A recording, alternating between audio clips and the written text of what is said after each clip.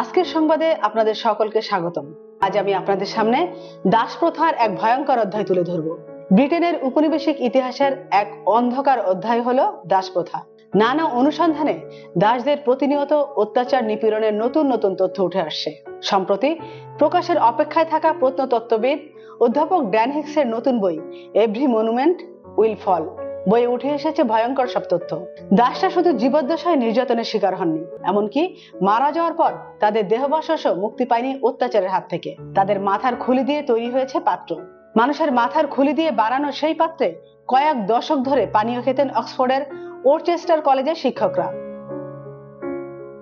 The Times এর প্রতিবেদনে বলা হয়, মানুষের খুলিকে পলিশ করে রূপা দিয়ে হাতল ও চারপাশে নকশা করে অত্যন্ত সুন্দর করে সেই পাত্রটি তৈরি করা হতো।